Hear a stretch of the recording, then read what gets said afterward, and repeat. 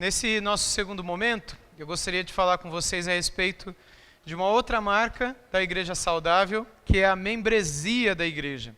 Quando a gente pensa em membresia, automaticamente vem à nossa mente rol de membros, ou por que eu tenho que ser membro? Ainda mais num tempo como o nosso, em que existem os chamados desigrejados, aqueles que acreditam que membresia é invenção de homem, né? E que no tempo dos apóstolos não havia contagem, não havia membresia, não havia preocupação com esse tipo de coisa, mas que essa é uma preocupação humana, acabam levando pessoas que pensam dessa forma, contribuindo pelo menos com a enfermidade da igreja. Porque na verdade a membresia é um dos pontos fundamentais de uma vida em igreja. E eu gostaria de olhar para as Escrituras com vocês. Eu quero te convidar para que a gente comece lá em 1 Coríntios capítulo 12.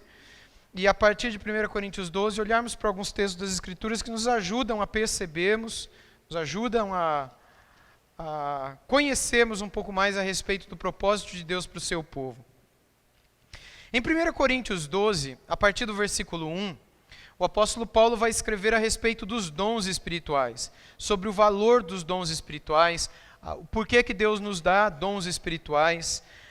Ele vai falar que são muitos os dons que a igreja recebe, que cada um recebe conforme o Espírito Santo determina ou deseja conceder. A uns cura, a outros milagres, profecia, discernimento de espírito, conhecimento, palavra da fé, misericórdia, hospitalidade, etc.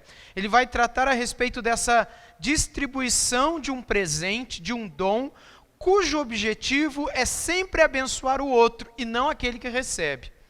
Esse é o primeiro ponto, não é sobre isso que eu quero falar. A membresia não tem a ver com isso, mas é importante que, para começarmos a ler o texto, a gente entenda dentro de qual contexto ele está. A gente vai começar a partir do versículo 12, mas até o 12 ele fala sobre dom. E é importante que a gente lembre que o dom nunca é dado para a bênção da própria pessoa. Ele é sempre nos dado para que a gente possa abençoar o outro, o próximo. Por exemplo, alguém que recebeu o dom de ser hospitaleiro, ele recebeu esse dom para quê? Para ele abençoar a si mesmo e ele ser sempre hospitaleiro consigo mesmo? Deixa eu me receber bem. Eu vou preparar tudo na minha casa hoje à noite porque eu quero preparar uma boa recepção para a minha própria pessoa. Não é. A hospitalidade é sempre para o outro. A pessoa que tem o dom de ensino, ele recebe esse dom para quê? Para ele poder ensinar a si mesmo? Lógico que não. Não há sentido no dom do ensino se não for para que ele possa abençoar a vida de alguém. E aqui eu poderia continuar. Todos os dons têm por objetivo a edificação do povo de Deus. Ele não é dado para que a pessoa que o tem edifique-se a si mesmo. Ele automaticamente é edificado pelo dom que possui. Mas o propósito final pelo qual Deus nos dá dons, segundo Paulo começa a explicar em 1 Coríntios 12, de 1 a 11, é sempre para abençoar o outro. E aqui a gente já tem um primeiro ponto, e o ponto é, para que o dom funcione, a gente precisa estar junto um do outro. Como é que eu, por exemplo, na época do seminário, o primeiro ano do seminário, eu estudei no Rio de Janeiro. Seminário do Sul, Seminário Batista do Sul. Comecei ali e acabei me formando no Palavra da Vida em Atibaia. Mas quando eu comecei no Seminário do Sul, no ano 2000, 19 anos atrás, eu lembro que tinha um programa de rádio de uma senhora muito famosa, acho que era pastora Rutinha, uma coisa assim, nem sei se existe mais isso, mas eu sei que na época existia e os seminaristas gostavam muito de fazer piadas com o programa dessa senhora. Mas ela era tipo a igreja no lar das pessoas. E a ênfase dela é o seguinte: se você não encontra igreja, aqui é a sua igreja. Então, se você quer ouvir uma boa pregação, mas você não encontra isso em lugar nenhum, liga aqui no 97 ponto tal, que na nossa rádio, que você vai ouvir uma boa palavra, eu vou pregar para você. É a hora da palavra, que a pastora Rutinha vai trazer para você. E lá na sua igreja, ninguém te pergunta que música que você quer ouvir. Aqui você tem a possibilidade de escolher. Você chega lá na sua igreja, o pessoal da música te pergunta alguma coisa? Quando você chegou aqui hoje à noite, eles cantaram 2 louvores aqui. Alguém te consultou para ver se você gosta desses louvores? Alguém perguntou para você se você gosta desse estilo? Alguém perguntou se você quer música com bateria ou sem bateria? Não, ninguém se importa com você. Eles cantam o que eles querem. Aqui no programa não. Aqui você pode ligar para a gente. Qual é o seu hino favorito? A gente toca. Se você tem algum problema com relação a dízimos e ofertas, porque você não confia nesses homens charlatões que vivem se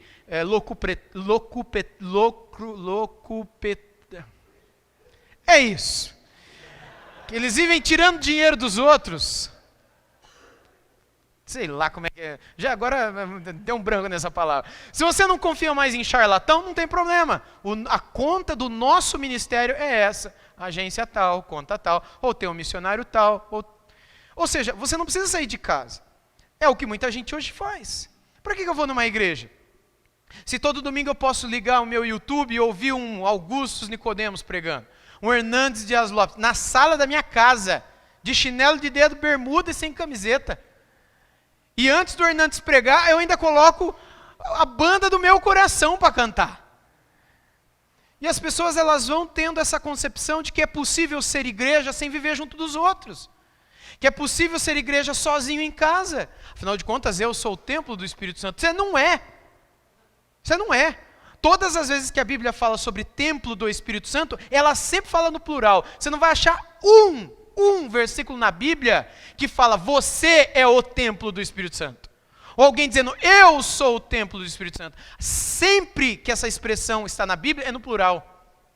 Para que ninguém ache que sozinho ele pode ser onde estiver. É lógico que se nós fazemos parte do corpo de Cristo, o Espírito Santo habita em nós. É óbvio que ele habita em você individualmente.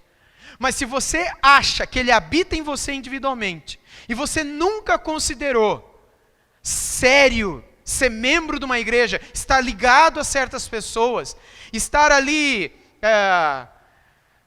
como juntas e medulas e nervos e veias conectado àquela congregação, você fala, não, eu não preciso disso. Porque eu sozinho sou o templo do Espírito Santo, então nunca o Espírito Santo de Deus esteve na tua vida, nunca. Por quê? Porque todas as vezes que a Bíblia apresenta o povo de Deus como o templo do Espírito, como o santuário do Altíssimo, como a morada de Deus, como a família de Deus, é sempre no plural, é sempre vós sois. Nunca tu és, ó varão, o templo do Espírito. Nunca. Me acha um lugar na Bíblia que fala tu és. Sempre é vós sois. Porque não existe igreja sem comunidade. Esse é o primeiro ponto. O segundo ponto é dons. Por que Paulo, antes de falar sobre igreja, unidade, ele fala sobre dons? Porque o dom justamente foi dado para isso. Se você vive sozinho na tua casa, você abençoa quem com o teu dom? Você chora com quem? Você ensina a quem? Você abençoa a quem? Você ora por quem? Você se dispõe a ajudar a quem? No quê? Você liberalmente contribui com o quê? Investe em quem? Qual é a tua participação no reino de Deus? Nenhuma. Então, depois de falar sobre os dons como algo que nos une um ao outro, porque se os versos 1 a 11 nos apresentam os dons como algo que é dado para que eu possa abençoar você, não faz sentido eu ter um dom sem que eu viva com você. Eu só vou glorificar a Deus com os dons que Ele me deu se eu estiver vivendo com uma comunidade. Porque o dom que Ele me dá, Ele não me dá para eu me abençoar. Ele me dá para eu abençoar alguém. Então eu preciso estar junto com. E aí então ele entra no verso 12. Eu vou pedir para que você me acompanhe na leitura, onde ele diz, porque assim como o corpo é um e tem muitos membros, e todos os membros, mesmo sendo muitos, constituem um só corpo, assim também é com respeito a Cristo. Lembra que a igreja é o corpo de Cristo. E assim como no corpo humano existem membros, assim também no corpo de Cristo existem membros. Esses membros não podem estar separados, porque se estiverem, não fazem mais parte do corpo. Imagine você, que eu sou um operário, e eu estou trabalhando no torno, e sem querer eu perco um dedinho da minha mão, certo? E eu perdi o dedinho. Aquele dedinho que eu perdi trabalhando no torno, ele faz parte da minha vida? O dedinho que foi cortado?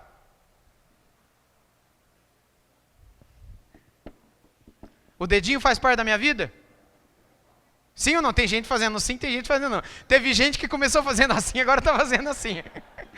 Aquele dedinho que eu perdi no torno, quando eu me tornei presidente da República, ele estava lá comigo? Sim ou não? Eu não estou falando de política aqui, tá? Não tem nada a ver com política. Ele se tornou... Não, lógico que não. Ele não faz mais parte. Ele está fora de mim. Lembra que a Bíblia diz que se uma parte só... A gente vai ler daqui a pouco. Todo o corpo sofre junto? É possível que aquele dedo que foi separado sinta alguma coisa que acontece com o restante do corpo, uma vez que do corpo ele é separado para sempre? Até quando ele vai continuar as células que fazem parte daquele dedo? Porque sabe que no dedo está cheio de célula, né? Viva. O fluxo de sangue passa aqui, os pelinhos crescem, você come a unha, você corta ela, ela volta a crescer. Existem células aqui. Mas essas células dependem de uma série de outras questões que são relacionadas a todo o corpo. Se eu perco esse dedo, durante quanto tempo as células que estão aqui elas vão viver? Ela vai continuar sendo corpo? Elas vão se multiplicar e pouco a pouco, daquele pequeno dedo vai nascer outros dedos, vai nascer uma mão, vai nascer um braço, vai nascer uma costela, vai nascer uma cabeça. Daquele dedo vai acontecer isso? Não, por quê? Porque aquele dedo, quando ele é cortado, ele morre. Não existe um membro que, desligado do corpo, sobreviva. E essa é a razão pela qual Cristo vai dizer que o corpo de Cristo é composto por muitos membros. Logo, é impossível você estar na igreja, fazer parte do corpo de Cristo, ser parte do santuário, do templo, da morada, da família, do edifício de Deus, sem que você esteja ligado, e fielmente ligado, servindo com seus dons a uma igreja. Aliás, você até pode estar ali, mas você vai ser um membro doente, um membro enfermo. Como uma perna, que porque ela é enferma, ela não se mexe. Você é um olho, mas porque ele está enfermo, ele não vê. Não serve para nada, está ali, mas não vê. Uma mão, você até tem a mão lá, está com as células lá, mas ela está enferma, ela está atrofiada. Se você está dentro do corpo de Jesus, mas você não faz nada para abençoar ninguém, você está atrofiado, você está enfermo. E você está contribuindo para que aquela igreja seja uma igreja doente, porque você está doente. Qual é a ideia da membresia? A ideia é de que todos buscam a saúde, para abençoar a todos, para que juntos o corpo seja saudável, e não o indivíduo em si. No verso 13 ele continua dizendo, pois em um só Espírito todos nós fomos batizados em um só corpo, quer judeus, quer gregos, quer escravos, quer livres, e a todos nós foi dado de beber de um só Espírito. Porque também o corpo não é um só membro, mas muitos. Se o pé disser, porque eu não sou mão, eu não sou do corpo, nem por isso deixa de ser do corpo. Se o ouvido disser, porque eu não sou o olho, eu não sou do corpo, nem por isso deixa de ser do corpo. Se todo o corpo fosse o olho, onde é que estaria o ouvido? Se todo ele fosse ouvido, onde estaria o olfato? Mas Deus dispôs os membros, colocando cada um deles no corpo como ele quis. Se todos, porém, fossem um só membro, onde estaria o corpo? O certo é que há muitos membros, mas um só corpo. Há uma só igreja. E há igrejas locais que fazem parte dessa una igreja, ou essa igreja universal, ou essa igreja, se falar igreja universal pode dar outro entendimento. Mas então é essa igreja internacional, também pode dar, né? Então é a igreja mundial, então não tem pra onde correr. Então é a igreja católica. Você sabe o que católico significa isso? É a mesma coisa, igreja do todo, é a igreja universal, é a igreja do mundo inteiro. A palavra católica ou catolicidade significa universalidade. Ou seja, dentro dessa catolicidade existem as igrejas locais. Mas essas igrejas locais, elas são formadas por membros que ajudam, abençoam, disciplinam, cooperam um com o outro. Verso 21 ele diz, os olhos não podem dizer à mão, não precisamos de você. E a cabeça não pode dizer aos pés, não preciso de vocês. Pelo contrário, os membros do corpo, que parecem ser mais fracos, são necessários. E os que nos parecem menos dignos do corpo, a estes damos muito maior honra. Também os que em nós não são decorosos, revestimos de especial honra, ao passo que os nossos membros nobres não têm necessidade disso. Contudo, Deus coordenou o corpo, concedendo muito mais honra àquilo que menos tinha, para que não haja divisão no corpo, mas para que os membros cooperem com igual cuidado em favor uns dos outros, de maneira que, se um membro sofre, todos sofrem com ele, e se um deles é honrado, todos os outros se alegram com ele. Ora, vocês são o corpo de Cristo, e individualmente membros desse corpo. A uns, Deus estabeleceu na igreja primeiro apóstolos, em segundo lugar profetas, em terceiro lugar mestres, depois operadores de milagres, depois os que têm dom de curar, de ajudar, de administrar, de falar em variedade de línguas. Será que são todos apóstolos? São todos profetas? Será que são todos mestres? Será que todos são operadores de milagres? Todos têm dom de curar? Todos falam em línguas? Todos têm o dom de interpretar essas línguas? Entretanto, procurem com zelo os melhores dons. Ou seja, ele começa falando de dom, que o dom serve para a gente estar perto um do outro, abençoando um ao outro. Depois ele fala da membresia, do que significa ser membro. Ser membro é muito mais do que estar listado num rol, mas o rol faz parte, como a gente já vai ver, mas significa estar identificado e conectado um ao outro, comprometido, pactuado, aliançado. Não é que tipo, hoje eu estou, amanhã eu não sei mais. Aquela pessoa com quem eu estou ligado pode contar que amanhã eu vou estar com ela, até que a gente esteja oficialmente desligado um do outro. E ela vai saber de mim que eu vou estar desligado. E isso vai ser algo feito diante de toda a comunidade, porque afinal de contas a gente tem que ter responsabilidade. Quem é o corpo local? Quem são aqueles que votam, que decidem, etc. Uma vez identificado essas pessoas precisam se amar, e é justamente esse o ponto do capítulo seguinte. Quando ele para de falar sobre o dom e unidade e fala sobre o amor no capítulo 13. Vai comigo para 2 Coríntios agora. Lá em 2 Coríntios, no capítulo 2, Paulo volta a mostrar a importância da membresia da igreja. 2 Coríntios 2. Porque em 1 Coríntios 5, fica em 2, tá? 2 Coríntios 2. Porque lá em 1 Coríntios 5, ele fala de um caso de disciplina. Vocês lembram de 1 Coríntios 5? O caso de um rapaz que estava tendo um caso amoroso com a madrasta dele. A mãe dele morreu, o pai dele arrumou um novo casamento, e o filho, o menino, estava tendo relação sexual com a madrasta. E a igreja sabia, e ninguém fazia nada. E Paulo dá a orientação de que deveria haver uma disciplina bíblica ali. Amanhã à noite eu vou falar sobre isso, sobre disciplina na igreja, casos de exclusão, etc. Paulo fala que o menino tem que ser excluído, e eles excluem o menino. E a maioria dos teólogos bíblicos, dos comentaristas, entendem que o que está acontecendo em 2 Coríntios 2 é o menino arrependido voltando. Veja o texto comigo em 2 Coríntios 2, a partir do verso 5. Ora, se alguém causou tristeza, não o fez a mim, mas para que eu não seja demasiadamente áspero, digo que em parte causou tristeza a todos vocês. Basta-lhe a punição imposta pela maioria, aquela punição lá de 1 Coríntios 5. De modo que agora, pelo contrário, vocês devem perdoar e consolar para que o indivíduo não seja consumido por excessiva tristeza. Ou seja, aparentemente ele estava arrependido.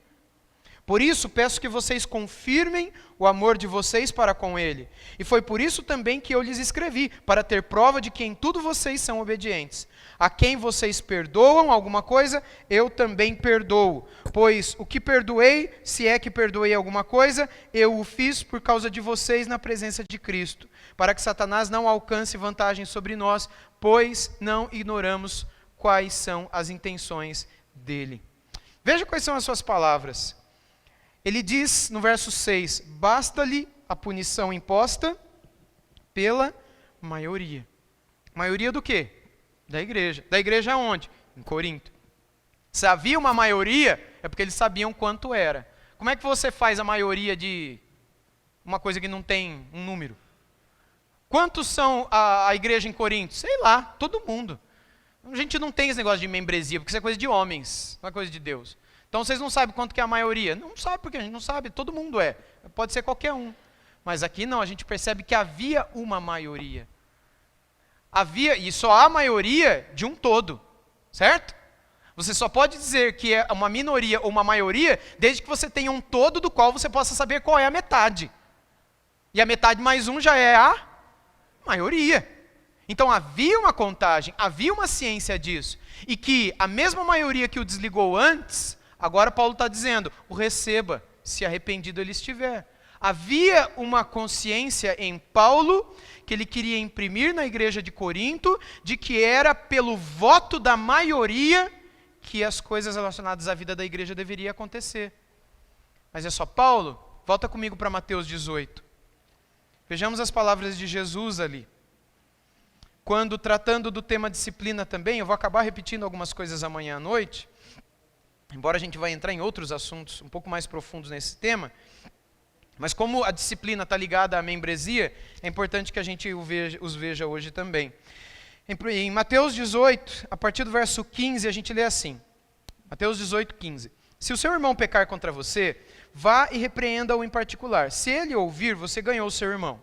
Mas se não ouvir, leve ainda com você uma ou duas pessoas para que pelo depoimento de 2 ou 3 testemunhas toda a questão seja decidida. E se ele se recusar a ouvir essas pessoas, exponha o assunto à igreja.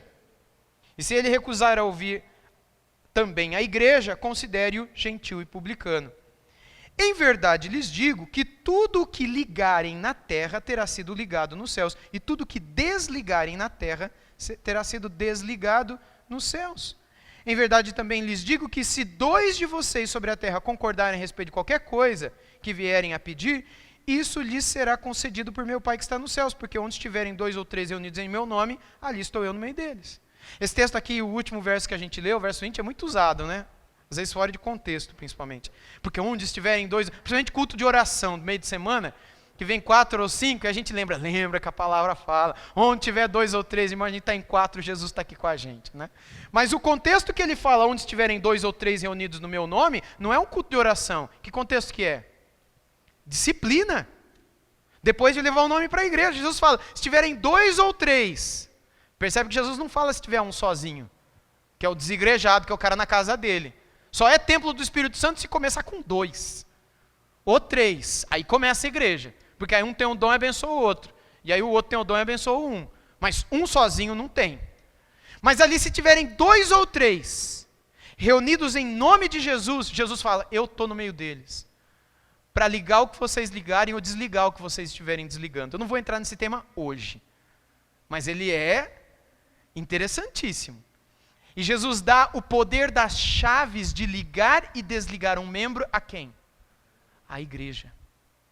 Não é nem o pastor que tem esse poder. É a igreja. É aquilo que a gente chama na teologia, dentro da doutrina da membresia da igreja, de o poder das chaves. Que, por exemplo, dentro do catolicismo romano está na mão do Papa. E dentro de outras religiões, aí, outras tradições, está na mão do pastor, ou está na mão de um ou de outro. Aqui, Jesus o deu à igreja, que com os seus pastores, seus líderes espirituais, iriam conduzir o povo de Deus naquilo que seria a vontade de Deus. Aquilo que a gente leu em 2 Coríntios 2, a gente percebe que tem como fundamento aquilo que Jesus ensina aqui, em Mateus capítulo 18. A gente percebe que há um propósito, há uma conexão, há uma razão pela qual as pessoas estariam ligadas uma à outra. Agora vá comigo, por favor, para Efésios. Efésios capítulo 2, onde nós encontramos Paulo escrevendo a uma outra comunidade a respeito do valor da unidade cristã, especialmente da membresia. E se você já achou Efésios 2, bota um dedinho aí e vai para Apocalipse 2, que eu vou ler os 2 textos juntos, tá bom? Primeiro Apocalipse 2, depois Efésios 2, mas já deixa os 2 abertos. Porque na Bíblia a gente tem 2 cartas a Efésios. A primeira carta aos Efésios foi escrita pelo Paulo. A segunda carta aos Efésios foi escrita por Jesus. A carta de Jesus para os Efésios está em Apocalipse 2. Abriram Apocalipse 2? Lá diz assim, ao anjo da igreja em Éfeso escreva. Isso aqui é uma carta, junto das 7 cartas das 7 igrejas do Apocalipse, que Jesus manda para o anjo da igreja, que era quem? O pastor daquela igreja, que deveria ser lida para a igreja, representada na figura do seu pastor. Ele diz assim, ao anjo da igreja em Éfeso, e basicamente para todos aqueles que com ele estavam, né, os efésios, estas coisas diz aquele que conserva na mão direita as 7 estrelas, e que anda no meio dos 7 candelabros de ouro. Você lembra que as estrelas e os candeeiros têm a ver com o Espírito Santo e as igrejas. E a igreja, na verdade, né?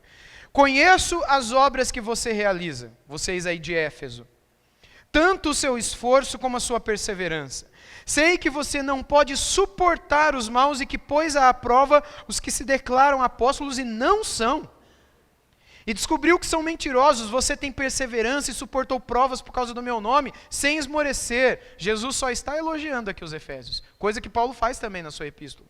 Mas no verso 4 ele diz: tenho, porém, contra você o seguinte: você abandonou o seu primeiro amor. Aí Jesus vai pedir para eles se arrependerem, voltarem. Jesus vai elogiar de novo no verso 6, dizendo: mas você tem a seu favor o fato de que odeia as obras dos nicolaítas, as quais também odeio. Ou seja, um resumo dessa carta de Jesus para os Efésios, de 7 versículos somente, é de que eles eram muito bons de Bíblia, eles conheciam muito de doutrina, sabiam identificar uma seita, eles eram aprovados por Jesus em tudo aquilo que era contra a palavra de Jesus, mas eles eram frios no amor.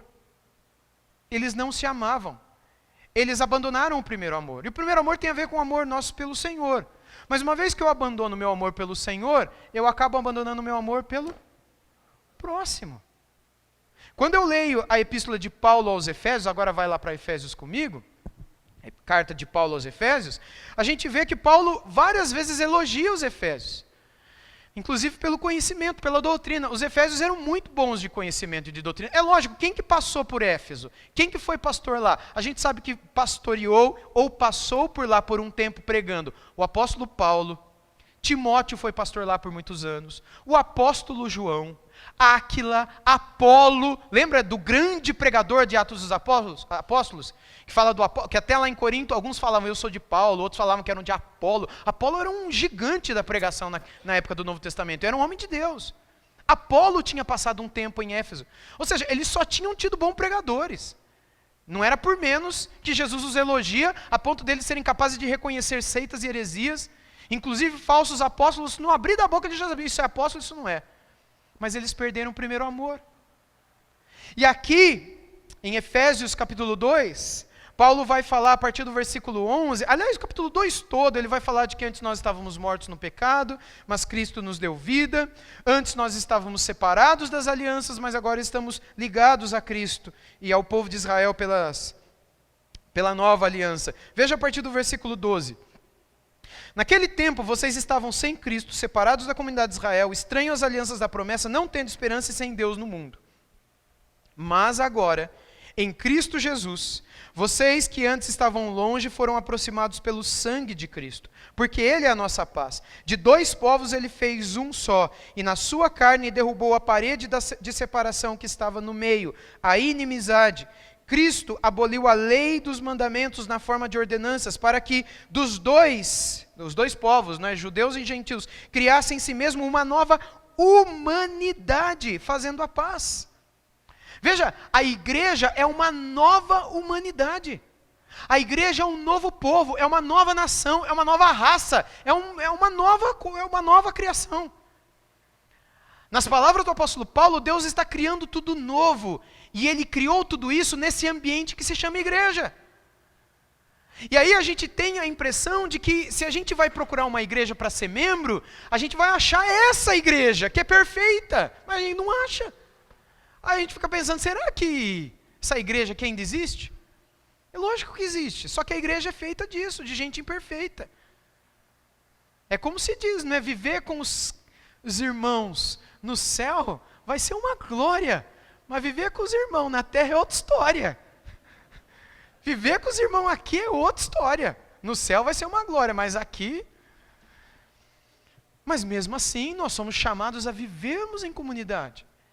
Exortando uns aos outros, perdoando uns aos outros, dando o suporte, suportando uns aos outros, ensinando uns aos outros, aconselhando uns aos outros, amando uns aos outros. Essa é a igreja. Não é perfeita ainda, mas ela já começou o processo de aperfeiçoamento. Paulo vai dizer isso em Efésios no capítulo 4, se você puder, vá comigo um pouquinho mais à frente, quando ela fala sobre os dons, quando Paulo fala sobre os dons, Efésios 4, a partir do verso 8, ele diz: por isso diz, quando ele subiu às alturas, levou o cativo o cativeiro e concedeu dons aos homens. E aí no versículo 11 ele vai dizer que ele concedeu uns para apóstolos, etc. Lá no versículo 13, ele vai dizer, por que ele deu tantos dons à igreja? até que todos cheguemos à unidade da fé e do pleno conhecimento do Filho de Deus, ao estado de pessoa madura, à medida da estatura da plenitude de Cristo, para que não sejamos mais como crianças, arrastados pelas ondas e levados de um lado para o outro, por qualquer vento de doutrina, pela artimanha das pessoas, pela astúcia com que induzem ao erro. Mas, seguindo a verdade em amor, cresçamos em tudo naquele que é a cabeça, Cristo, de quem todo o corpo, bem ajustado e consolidado pelo auxílio de todas as juntas, segundo a justa cooperação de cada parte, efetua o seu próprio crescimento para a edificação de si mesmo em amor. Ou seja, por que Deus nos deu os dons? Por que Deus deu alguns dons que se chamam pastores? O pastor é um dom de Deus para a igreja. Enquanto ele deu um dom para um irmão, deu um dom para outra irmã, deu outro dom para outro irmão, deu outro dom para outra irmã. Para a igreja, Deus deu um dom especial que se chama pastor. Aqui vocês chamam diferente, né? É pastor. Eu venho de uma terra onde se chama pastor. É mais bonito. Aqui não se fala pastor, né? Como é que é o nome da entrada da igreja? Então, lá não. Lá é outro nome. Mas tudo bem, isso é outra história. Para que ele deu um pastor para a igreja? Para o aperfeiçoamento dos santos. Para que nós nos aperfeiçoemos. Logo, você vai achar uma igreja perfeita? Se ele deu dons justamente para nos aperfeiçoar, como é que nós viveremos sozinhos? Quem nos aperfeiçoará? Como é que eu não vou aceitar uma repreensão e uma disciplina? Como é que eu vou ficar distante? Como é que eu serei apenas um assistente? Alguém que senta para ver o que está acontecendo, mas não me envolvo não busco estar junto com as pessoas, conhecê-las melhor, participar de um pequeno grupo, ir na casa, visitar, conhecer, estar com elas. Precisa haver essa comunhão para que a membresia exista. A membresia é a sã doutrina que nos ensina a amizade cristã, onde nós vivemos e convivemos e aprendemos uns dos outros e nos tornamos a família de Deus, que é o título que Paulo vai usar para a igreja em Efésios 2, no verso 19. Efésios 2,19 ele diz: assim vocês não são mais estrangeiros ou peregrinos, mas concidadãos dos santos e membros da família de Deus. Verso 20, edificados, sempre no plural, sobre o fundamento dos apóstolos e profetas, sendo ele mesmo Cristo Jesus a pedra angular. Nele todo o edifício bem ajustado cresce para ser um santuário dedicado ao Senhor. Nele também vocês estão sendo edificados junto com os outros para serem morada de Deus no Espírito. Como?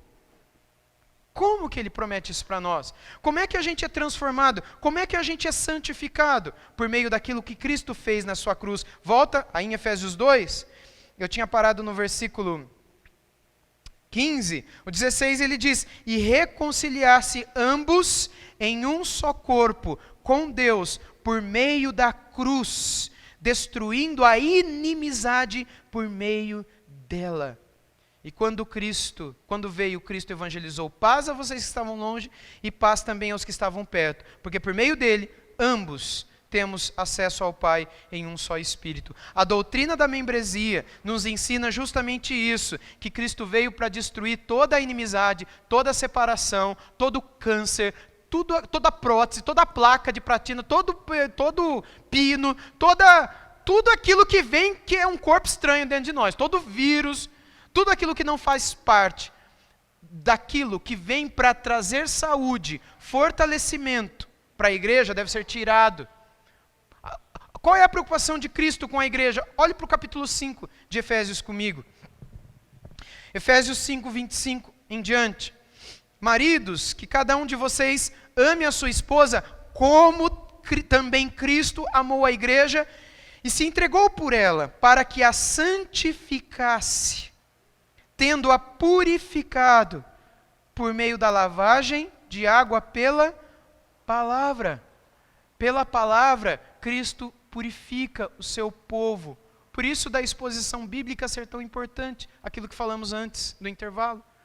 Porque é a palavra que vai limpando, é a palavra que vai trazendo saúde, a palavra que vai vacinando, a palavra que vai dando crescimento, até que a gente chegue numa estatura de varão perfeito. Nós, não é você sozinho não, é nós, corpo. Porque individualmente, você não é templo, você é só um tijolo. Não é isso que Pedro escreveu? Que nós somos o quê? Pedras vivas. Eu sou uma pedrinha, você é outra. Que está sendo colocada, estamos sendo colocados no edifício. Para a construção desse edifício espiritual chamado a casa de Deus. E esse edifício não está completo ainda. Ele estará quando estiver, quando o último tijolinho for colocado, Cristo volta e leva para junto de si esta família, esse corpo que é santo. E o que é que nos purifica, nos limpa, nos dá saúde para crescer? A palavra. E o verso 27 diz, e eu vou encerrar com ele dizendo, para a apresentar a si mesmo como igreja gloriosa, sem mancha, nem ruga, nem coisa semelhante, porém santa e sem defeito. A unidade de Cristo com o seu corpo é tão grande. E lembra, o corpo de Jesus não é você, tá? Você é só um membro desse corpo. A unidade de Cristo com os membros, e obviamente com o seu corpo, que é composto por membros que estão juntos, é tão grande, que Cristo diz aqui que Ele está a purificar este corpo. Porque um dia, quando este corpo não estiver mais aqui, Ele mesmo o apresentará como puro, perfeito, sem mancha, nem ruga, nem mácula. A união de Cristo com o seu povo é tão grande, a união da cabeça com o seu corpo, a união do noivo com a sua noiva é tão grande, que a gente tem essa gloriosa promessa que apesar das nossas falhas, quedas e fragilidades, o estar no seu corpo garante a nós o sermos purificados pela palavra, o transformados pela palavra, até o dia que Ele nos apresentará diante do Pai, como mais uma pedra viva, como mais um membro daquela que é a sua noiva, e que com Ele se casará, naquela que esperamos em breve, as bodas do Cordeiro. Essa é a doutrina da membresia. É um mistério em muitos aspectos. O próprio apóstolo Paulo diz em Efésios 5, 29 e 30, porque ninguém jamais odiou o próprio corpo, ao contrário, o alimenta e cuida dele, como também Cristo faz com a igreja, porque somos membros do seu corpo. É óbvio que daí decorre a ideia de que nós também precisamos saber quem são aqueles que estão conosco. Quem são aqueles que estão debaixo da mesma aliança com a gente. É natural, e na Bíblia, em Romanos, a gente vê que isso existia, que numa mesma cidade haviam várias igrejas locais. No final de Romanos, Paulo saúda várias delas. Então é natural que numa cidade existam várias igrejas locais. Mas não é natural que estas igrejas locais não busquem fazer um pacto entre os seus membros, para a saúde daquela própria igreja. Então é necessário que eu, na minha comunidade, queira saber quem são aqueles que querem ser um com a gente, que vão investir naquilo que é a visão da nossa igreja local. Uma igreja tem visão, uma igreja tem missão, uma igreja tem projetos, uma igreja tem alvos. Uma igreja quer chegar em lugares onde hoje, pela condição que ela tem, ela não consegue chegar. Mas se de repente outras pessoas que se convertem, chegam e abraçam aquela visão, e abraçam aquela doutrina, e concordam diante da paz que o Espírito Santo deu a elas, que é naquela igreja que elas vão congregar, lá com você, é necessário que essa pessoa professe isso publicamente. Publicamente ou diante do pastor, e que depois o pastor diga, irmãos, nós estamos recebendo isso daqui, ou esses daqui são membros da nossa igreja agora, são um conosco, vão estar orando por nós, como a gente tem que ter a responsabilidade de orar por eles. Se a gente fizer alguma coisa errada, eles são membros do corpo, eles vão nos corrigir. Se a gente tiver alguma coisa errada na vida deles, a gente vai corrigir eles também. E se a gente tiver que votar alguma coisa aqui, eles vão fazer parte agora daqueles que são chamados de a maioria que estão no meio de nós. É necessário que a gente faça a contagem, mas a membresia não tem só a ver com contagem de cabeça. Rol de membros e membresias tem a ver com, acima de tudo, a unidade do povo de Deus. Nós não fomos chamados à uniformidade, mas nós fomos chamados à unidade. E para eu ter união com alguém, é necessário saber se esse alguém está na mesma página que eu, fala a mesma língua que eu, crê no mesmo Deus que eu, abraça as mesmas sãs doutrinas que eu, e abraça a mesma visão e missão que eu e a igreja com a qual eu estou está abraçando, para que juntos a gente possa cooperar com o reino de Deus. Inclusive com a cooperação entre outras igrejas. Quando uma igreja aqui decide fazer um trabalho com uma igreja que está lá, será que aquele membro que está aqui concorda com essa cooperação denominacional?